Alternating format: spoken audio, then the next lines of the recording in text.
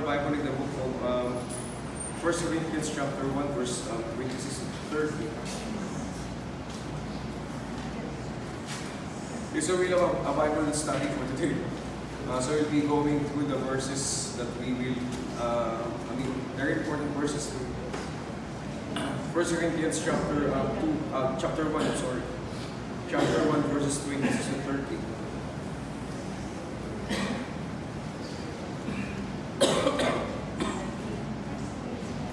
Kaya nandiyan na po kayo?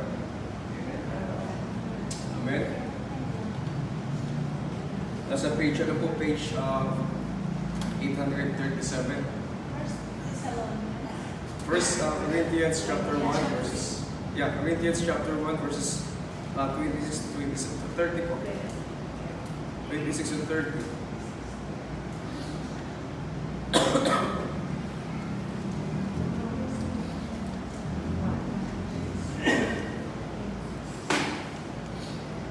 Okay, so sabi ng Bible, 1 Corinthians chapter 1 verses 26 to 30, sabi ng Bible, For ye see your calling, brethren, how that many wise men after the flesh, not many mighty, not many noble are called. But God hath chosen the foolish things of the world to confound the wise. And God hath chosen the weak things of the world to confound the things which are mighty. And base things of the world and things which are despised hath God chosen, yea, and things which are not, to bring to naught things that are, that no flesh should glory in his presence. But of him are ye in Christ Jesus, who of God is made unto us wisdom, and righteousness, and sanctification, and redemption. It's very clear in this verse that the Bible said that God hath chosen the foolish things of the world to confound the wise. And God chosen the weak things of the world to confound the things which are mighty. And those foolish things are actually tayo yung mga foolish things na sinasabi ng Bible. To confound the wise. And God hath chosen the weak things, which is actually tayo din yun. Which weak things to confound the things that are mighty. So today we will be going to at least have a Bible study. We will be reading another verses. Bakit ba totoo yung election sa Bible? We are always talking about election sa Bible, and we are always talking about, pumili ang Panginoon, although we already read another verse. But bago tayo magsimula, I want to ask again some questions. Natandaan niyo ba yung mga pinag-aaral natin? No? You still remember? Okay? So again, ano ang ibig sabihin pag sinabi nating election? Tandaan niyo pa? Election. God chose what? To be recipient of grace. So God chose particular people, particular persons to be recipient of grace.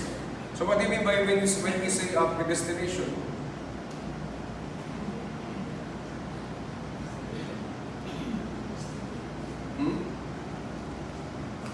What do you mean when you say predestination? To be conformed. Isa na isa yung tiba. Tayo malungkot ngayon. So number one, election is God chose particular people to be recipient of His grace, His salvation. And number two is predestination. That God arranged your life to be conformed, for you to be conformed to the image of the Lord Jesus Christ. So last time we have studied, if you can remember, we have studied three types of election. So what are the three types of election? You can remember. So national elections. What do you mean when you say national election? Ano ibig sabihin ng national election? National. Sige, mga Israelites. So when you say national election, it's the Lord chose the Israelites. Okay? So to be His nation, to be His people, as far as the flesh is concerned. So number one is national election. Ano pa yung isang dalawa? Vocational election. Ano yung isang vocational election? Pinili. Free will. Free will? Sige. What else? Ano yung sabihin ng vocational election? National, vocational. Tama, no? Ano yung sabihin ng vocational election?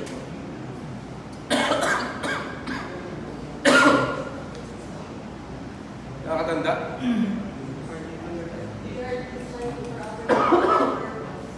So we are designed for a particular purpose, or you are chosen for a particular purpose. So, for example, I don't know. It's very important. By the way, it's very important that you study vocational elections. Sometimes we are actually tatanong tayo, ano ba talaga yung di ba? Tayo lahat, sabi ng Bible kasi lahat, ang Diyos nagbigay ng gifts sa churches. So you have your gifts. I have my gifts, you have your gifts. So we have different gifts. And what's the particular gift that you have? Kailangan ma-explore natin yun. So ano yung binigay sa akin ng Diyos? So I can edify the church. The purpose of the gift is to edify the church. So that's why you have your own gift. So you can edify the church, the body of Christ, or the Christians. So ano yung particular gift that you have? What is the particular design that you have? Ano yung particular na design ng Panginoon? Very, very important, no? Eh, sometimes, hindi natin alam ano ba yung pwede nating maitulong sa church, something like that. But ano ba yung design sa iyo ng Panginoon? It's very important. So, again, number 1 is national. Number 2 is vocational. Number 3 is soteriological. So, ako nalilitautan. Soteriological. So, when you say soteriological election, what do you mean by soteriological election? Salvation. So it pertains to salvation. No? And we already explored those verses, no? Na nagpapatunay dun sa mga election na binanggit natin. And again, pumili ang Panginoon ng mga taong maliligtas. And we don't know who are they. And that particular doctrine that we will be studying today, soteriological election, is actually hated. No? If there is probably there is a lot of doctrines that is hated in the Bible. I mean, there is a lot. Pero itong soteriological election na sinasabi natin na ang Biblia, na nagsasabi ng Biblia, no, na ang Diyos ay pumili, again, ng mga particular people to be recipient of salvation is actually one of the most hated doctrines amongst Christians. No? The question is why do you think, sa palagay nyo, bakit ang daming tao, number 1, ang daming tao dininiwala dito? No? Dami. And number 2, why do they hate this particular doctrine? What do you think? Bakit kaya ano? Unfair. Paano sabi nilang unfair? Anong explain mo mas? Pinili lang po Ay pinili ang Panginoon sa maligtas. Pinili ang Diyos sa maligtas. So, sabi nila, it is an unfair doctrine. So, what else? Sabi nila, unfair daw ang Panginoon dahil namili daw ang Panginoon ang mga taong maniligtas. What else? So, it's a very hated eh. I mean, I see this personally. No? I already, kinento ko na sa inyo, no? Nag-dissertation ako, nag-research ako. There is one school, no? Sa buong Calabarzon sila lahat. Ang dahilan kung bakit hindi nila ako nalulungan is because ako daw at saka yung mentor ko, yung si Pasudan, is Calvinist daw. So, they didn't tell me because I'm Calvinist daw. That's actually funny, no? That's actually funny, no? So anyway, so bakit kaya nila hate? Number 1, they said it's unfair. But why do they hate this doctrine? Unfair daw ang Diyos. Dahil pumili daw ang Diyos. Di ba? Sige, papalagin ko naman, unfair ba ang Diyos?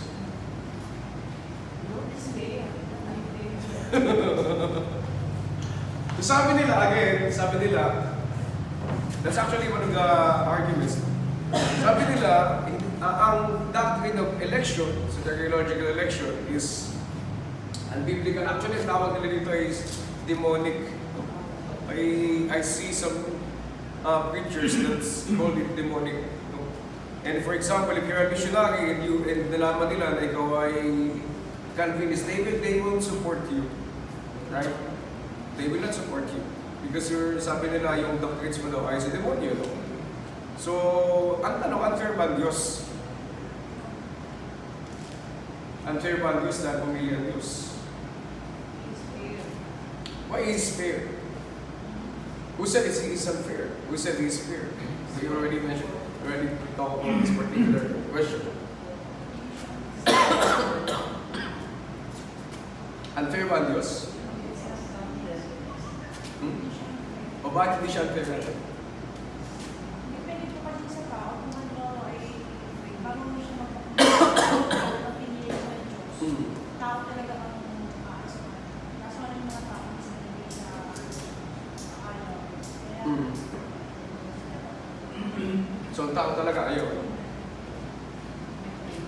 So kasi you will be going to the particular topic na ang tao ba talaga kayang manampalataya sa Panginoon? Magka-connect na kasi yun. So kaya nung ako nag-aaral ng theology, I'm very happy no because when you study theology, for example, ang pinag-aaral natin na is, ang tawag dito is soteriology. There madaming systematic theology, for example, pneumatology, ecclesiology, theology. Those are systematic theology, and this is one of them. And it's called soteriology. And nakakatuwa kasi kung pinag-aralan mo soteriology, you will always point out to theology. All of the systematic doctrines are pointing out to theology because if you don't understand, kung hindi mo naiintindihan, kung ano ang nature ng Panginoon, you will have a hard time understanding other doctrines. So if you don't understand the nature of God, the nature of man, and our situation with the Lord, you will have a hard time understanding other doctrines. So again, He is not unfair nung namili siya, sabi ni Ate Arlene, because sabi ni Ate Arlene, ang mga tao kasi, they really don't want to believe the Lord. Do you agree with that? Kasi you will boil down to that particular question, you know. Kaya ba ng tao manampalataya sa Panginoon? Kaya ba ng tao manampalataya sa Panginoon? Based on His free will? Kaya niya? I mean, without the help of the Lord? Kaya ba niyang manampalataya? Kaya ko bang manampalataya? For example, no, ako unsaved ako. Hindi ako ligtas. Of course, ay pupunta na yung kaya, no? Kaya ko bang manampalataya sa Panginoon without the help of the Lord? I mean, based just on my free will. Number one, you cannot, right? It's very clear in the Bible. And number two, it's not only you cannot, you would not. But sometimes they misunderstand. Sometimes people who don't believe in Calvinism, by the way, kasi pinag-usapan natin itong doctrines na ito, palaging sometimes they mistake. Sabi nila Calvinist daw tayo. Although I understand that, but we are not actually Calvinist. So when people tell you that you believe in election and say you're a Calvinist, ano ibig sabihin nyo Calvinist? They don't understand Calvinism actually.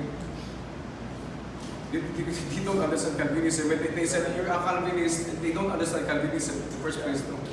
And ano ibig sabihin ng Calvinist? Number one, we're not Calvinist in a sense. I'm not a follower of Calvin. You know why I'm not a follower of Calvin? Because if you study Calvin's doctrine, there is a lot of doctrine of Calvin that we don't believe. For example, they baptize babies. Do we baptize babies? Do we baptize babies? We never baptize babies. And that is one of the point of contention kahit sa haba ng pinag-aralan sa history, that we don't baptize babies. Why we don't? Kaya ang tawag natin Baptist, di ba? Ang tawag din sa atin, laging tawag sa atin, Anabaptist. You know what Anabaptist means? Rebaptizer, di ba? That's why we are actually not rebaptizer, but in a sense, we are rebaptizer. Why? Because, for example, ako, di ba, nabaptize ako sa Catholic, di ba? I mean, pasintabi ko may mga Catholic po tayo, mga kaibigan, but ako nabaptize ako sa Catholic, di ba? Nung ako'y naligtas, nabaptize ako sa Baptist. So akala nila, rebaptism, that's rebaptism. It's not rebaptism. Because my first baptism is invalid. So I was not rebaptized. I was baptized. But sa pananaw ng mga Catholic, tinawag nila na Anabaptist sa mga Christians, Albigenses, and a lot of groups, no? And because they thought that we rebaptize people. We don't rebaptize people. And Calvin baptized babies. And that's the point of contention. Kaya nga, sa atin talagang mabigat na usapin pag tinawag na baptism, because baptism is one of the ordinances in the Bible. We only have two ordinances. That's baptism and Lord's Supper, right? That's what the only ordinance in the Bible is, baptism and Lord's Supper. Okay? So one of them is baptism. It's very, very important because in the Great Commission, sabi ng Biblia, preach the gospel to every creature. That's what the Bible said. And baptize them and teach them to observe all things whatsoever I have commanded you. So the Great Commission is not only teaching them the gospel, the Great Commission is also baptizing them. That's why we don't send women in the mission field as pastors, as missionary, because they cannot baptize. Walang precedent sa Bible na nagbaptize ang babae. It's not the great women. Women have a different role. We have different roles in society, right? So, but there is no precedent in the Bible that women baptize other people, no? And not only baptism, no? But the Bible said also that you need to teach them to observe. It's discipleship, no? So again, gospel, baptism, and discipleship. And Calvin have a differences a lot of things with baptism. So that's why when people said, "Are you a Calvinist?" Let them define Calvinism first. Maybe they don't understand it. But I'm not a Calvinist per se. But again, kapag pinag-usapan natin ng pinag-usapan kasi sa theology, when people understand theology and that's why I'm very maingat ako dun. So depende sa kausap eh. Pag minsan yung mga kausap na Kristiyan, hindi nila naiintindihan yung Calvinism. Kaya lang nila nabanggit yun dahil yun ang tinuro sa kanila ng kanilang pastor, no? Ng mga preachers nila. Ano yung Calvinism? Ay yung nasabi ng pastor, Calvinism daw sa demonyo. No? That's why we don't encourage that here, no?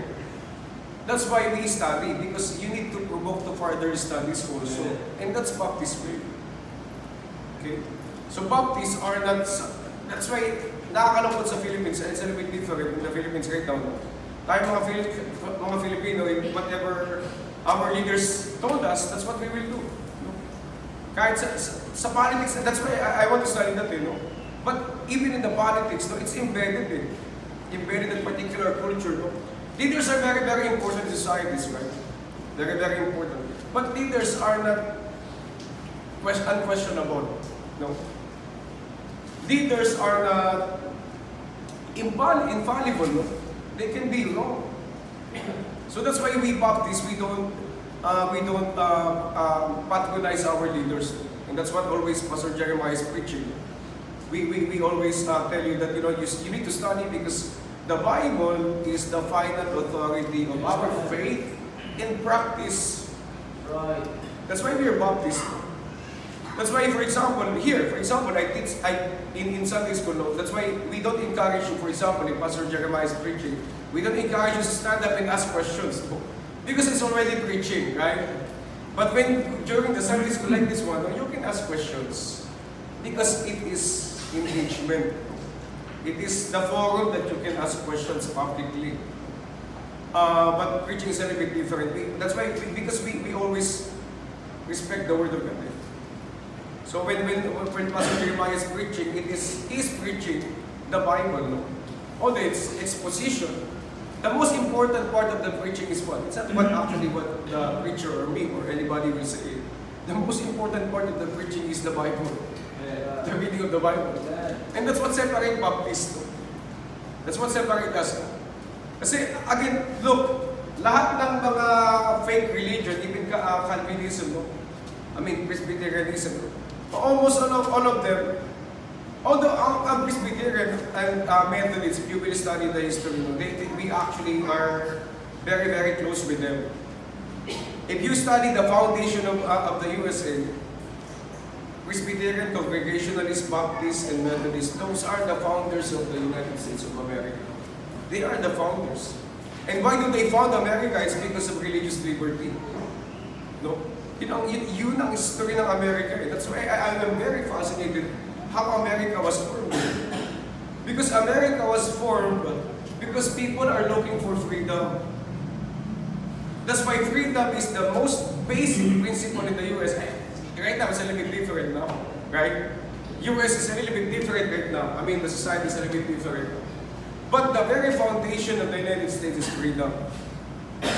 And that foundation is laid down by the Christians like we. Ang Philippines is a little bit different, no?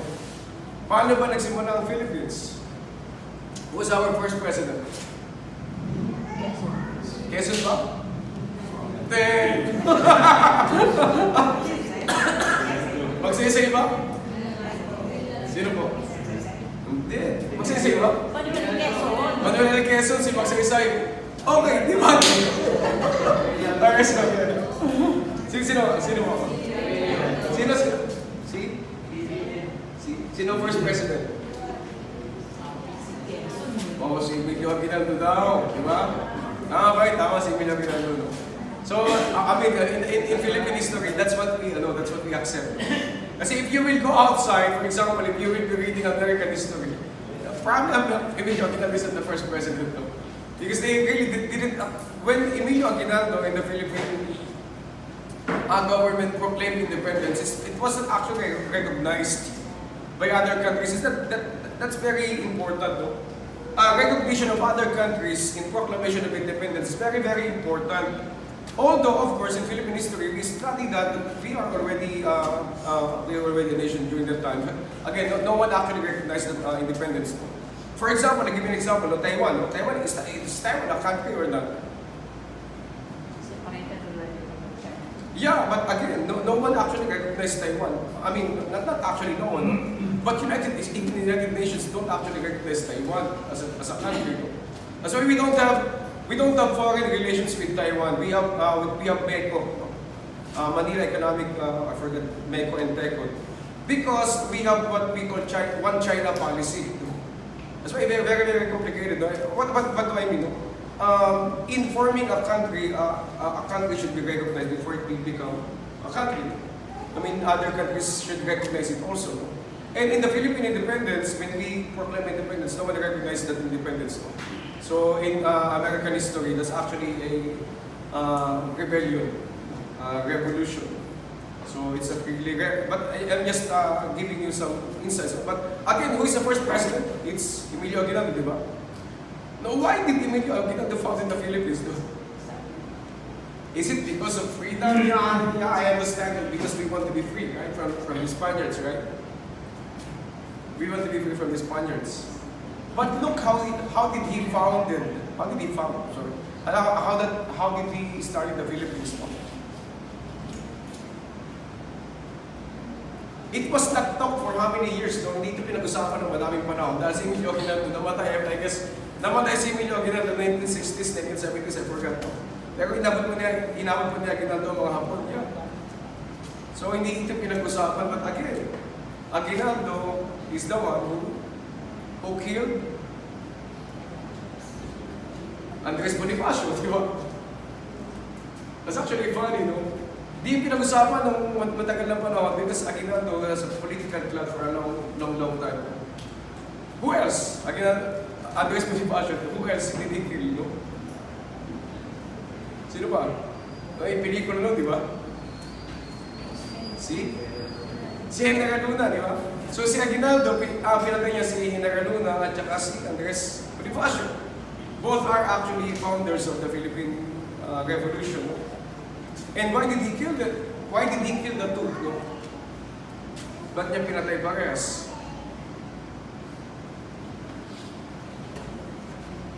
Ba't niya pinatay parehas?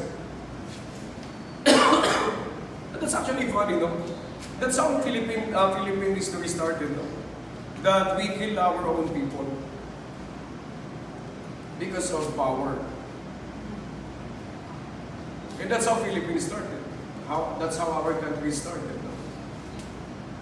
Our first president killed Andres Bonifacio and General Luna. So I just want to give a contrast to how America was founded and how Philippines was founded. That's why I'm thinking, no, if there is a hope in this country, it is the Bible. It's not education per se. Because these people are educated. Di ba, how many presidents do we have? They are all educated.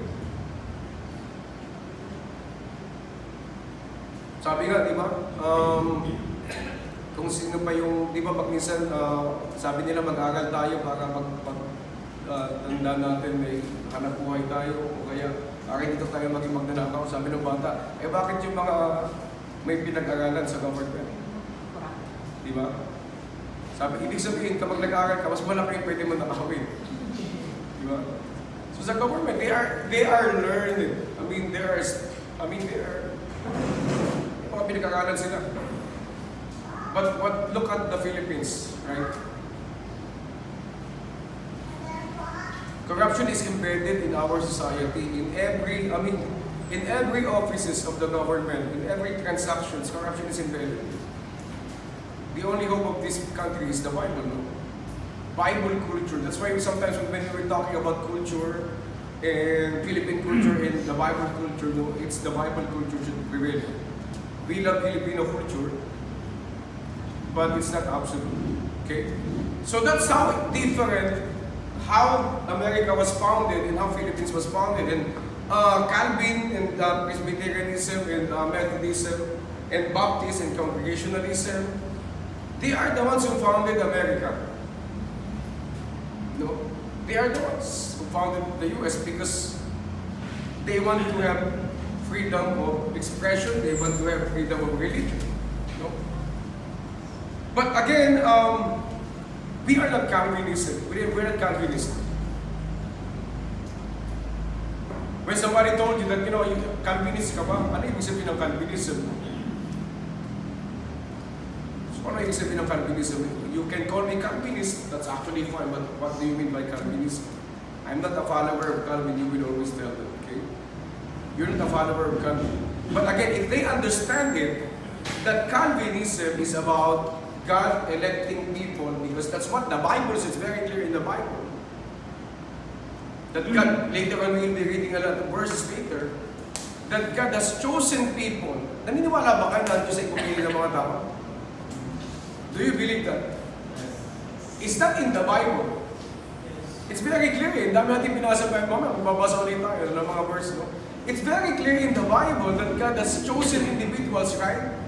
Yung pinasa natin kanina, sabi ng Bible dito sa pinasa natin kanina, but God hath chosen the foolish things of the world to confound the wise. And God hath chosen the weak things of the world to confound the things which are mighty. It's very clear that God hath chosen certain individuals, right? Pero itong pinakang hindi ko maintindihan talaga. What are the criteria of God choosing certain individuals? Right? So itong ang criteria na binigay ng Bible dito, that's actually funny, no? Pero ang criteria na binigay ng Bible dito sa verse nito is foolish things and weak things, no? So if you want to be chosen, you should be weak. You should be foolish, no? So again, ang pagpili ba, for example, saan ba nakasanay? For example, if you are selecting, if pumunta ka sa bayan, pipili ka ng halimbawa ng damit. Saan ka nakasalalay ang pagpili? Sa iyo ba o sa pipiliin mo? Doon sa pipili. Kung ano yung gusto mo, di ba? Hindi kung ano yung gusto mo. If, for example, kung yung damit pwedeng pumili dito, no? Hindi kung ano yung pipiliin niya, di ba? So, it depends on the person who is choosing. Because yun yung kanyang choice. Yun yung kanyang choice. So, it depends on the person who is choosing, no? So, by soteriological election, we are saying that God, from eternity, sovereignly choose in certain individuals to, by all His ordained means, become the recipient of eternal life. So, when the Lord chose certain individuals, it's always sovereign. When you say sovereign, pag sinabi mo sovereign and choice ng Panginoon, it depends on what He wants. Hindi ito depende sa kung ano yung gusto nating mga tao. No? Kasi there are only two schools of thought here. No? But pumili ang Diyos because you believe, or you believe because God has chosen you. Doon lang iikot yun eh. Again, it will only boil in two things. Pumili ang Diyos dahil nanampalataya ka, or pumili ang Diyos dahil nanampalataya ka, or nanampalataya ka dahil pinili ka ng Diyos. So ano yung cause, ano yung effect? Doon na magbo-boil eh. No? Let's open our Bible in the book of Romans chapter 9 verse 15. Romans chapter 9 verse 15.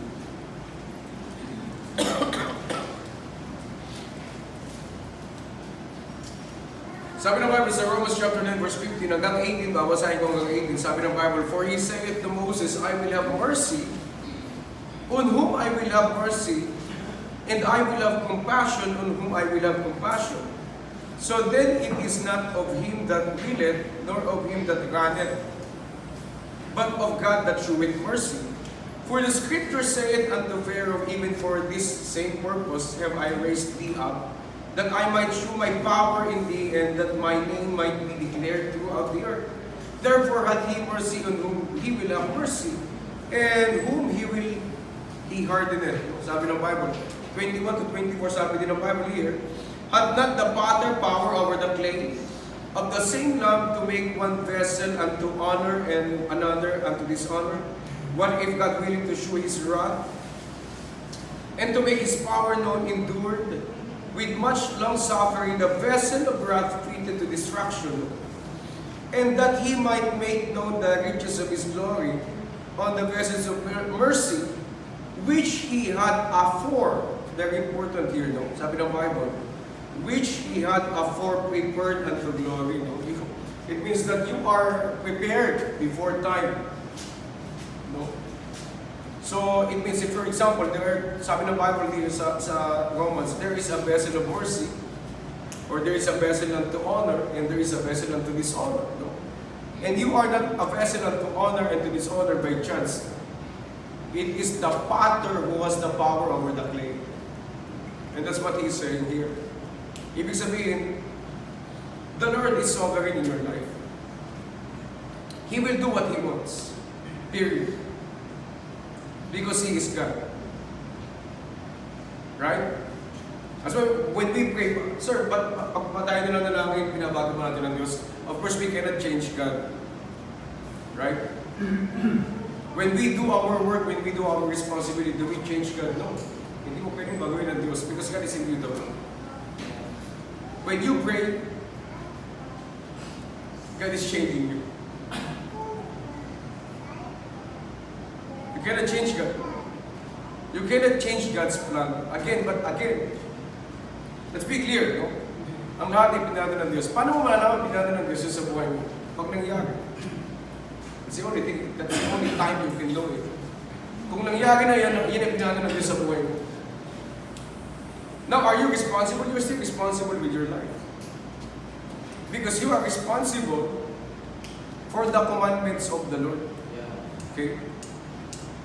Kaya may tatawag tayo revealed will at saka secret will. Yung revealed will, ito yung Bible.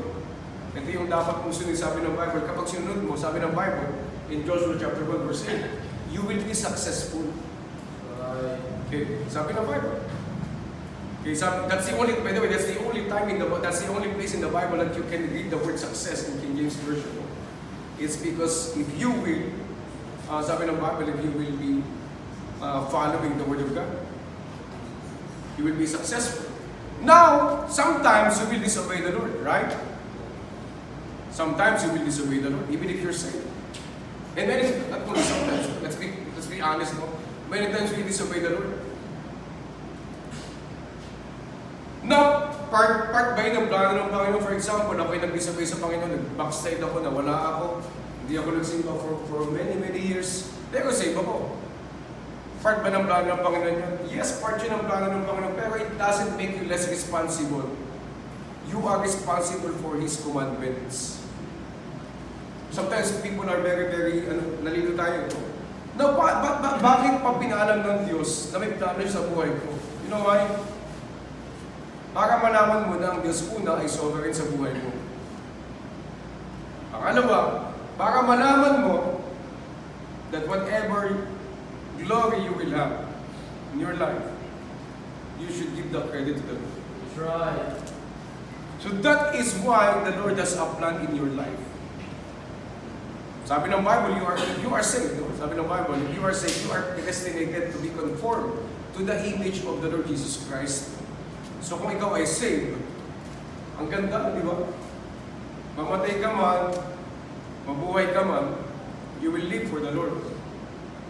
But the Lord is sovereign in your life. Kaya nga, we can sleep at night and kahit ang dami natin problema, challenges sa buhay, you can say, no, you know, the Lord has a plan in my life. And He's arranging it. But again, be a responsible. If you want your life to be very, very, very successful, very good flowing, no, just obey the Lord. No, if we want our life to be good, our life is already planned by the Lord. Kaya nga nung napako ang Panginoon sa krus ng Kalbaryo, namatay siya na ilagay maling na buhay. You are already victorious.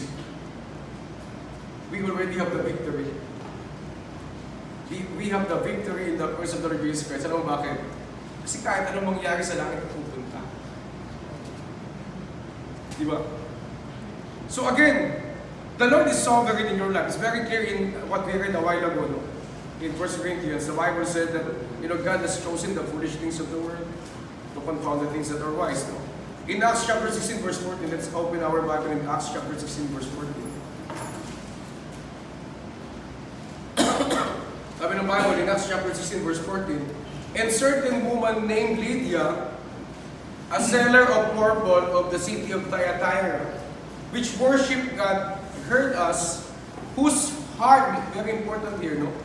Whose heart the Lord opened, that she attended unto the things which were spoken of Paul. No? We're not yet talking about the verse that have the word election, right? But look, before even Lydia heard the word of God, binuksan na ng Diyos yung puso niya. So the Lord is already working even before you hear the word of God. No, the Lord is already working. That's why, whatever you have in your life, if you're saved, you all need to give the glory to the Lord. Because it's not because I believe the Lord. It's because He worked in my life. No? So that's why, listen, Lydia, even hindi pa niya nakikinig, no? Ang salita ng Diyos, sabi ng Bible, inopen na ng Diyos yung puso niya. No? The Lord already prepared this life. No? I don't know how the Lord prepared your life. No? I don't know how the Lord prepared your heart. But it's very, very clear. That dati, ayaw mo naman makinig ng salita ng Diyos. Lahat tayo naman dun. But for some reason, the Lord opened our heart and we listen to the Word of God and we understand that we are going to hell and that we need the Lord Jesus Christ. Okay? Let's open our Bible in the book of Matthew chapter 24, verse 24. Let's go to some verses na may salitang elect. No? Pumili mo talaga ang Diyos. Very clear in the Bible. No?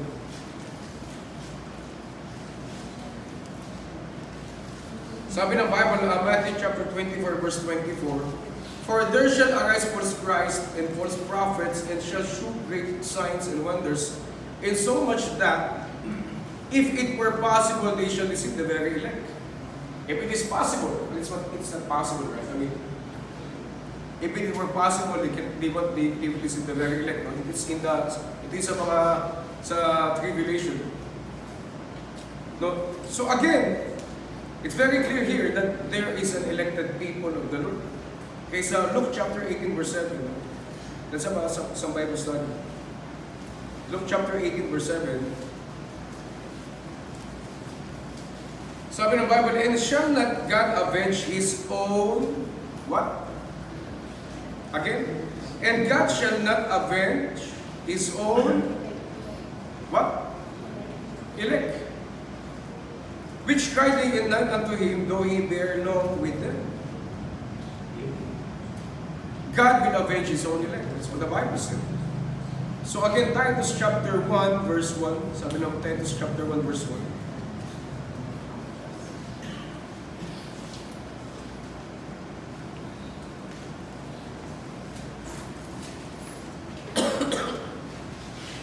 Titus chapter 1, verse 1, the Bible said, Paul, a servant of God and an apostle of Jesus Christ, according to the faith of God's what?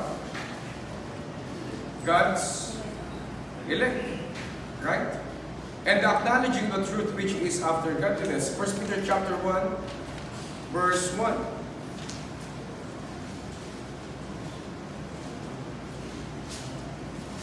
1 Peter chapter 1 verse 1 and 2 sabi ng Bible, Peter, an apostle of Jesus Christ, to the strangers scattered throughout Pontus, Galatia, Cappadocia, Asia, and Bithynia, what?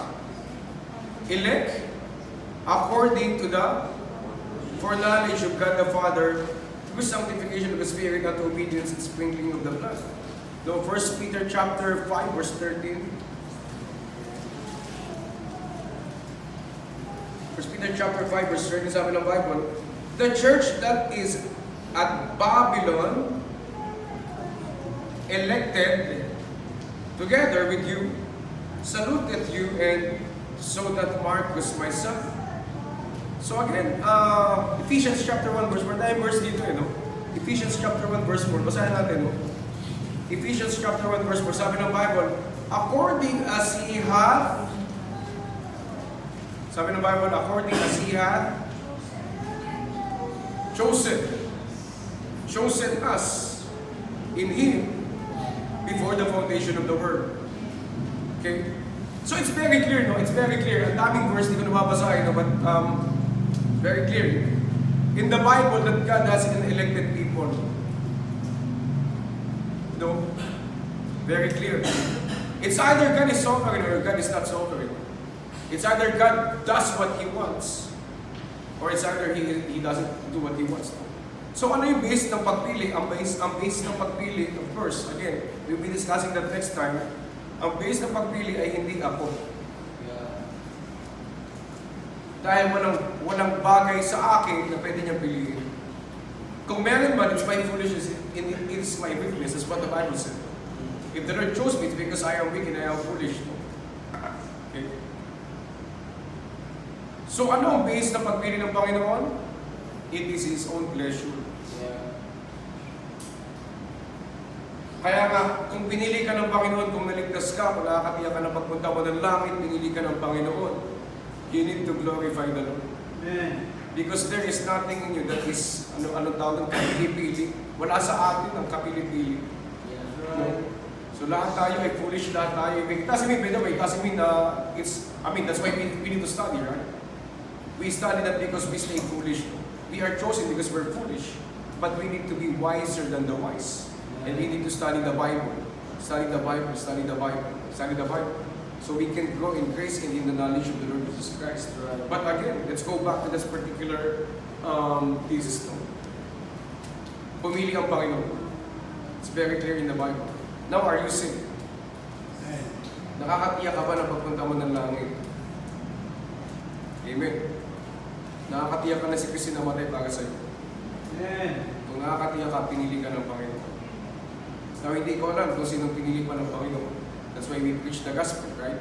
We go house to house, we preach the gospel, right? Because it's our responsibility to share the gospel. Hindi natin alam kung sino pa ang pinili ng Panginoon. Pero dapat lamang nalaman na natin na tayo pinili ng Panginoon, lumaladiin natin ang Panginoon. So yun lang po. Sir.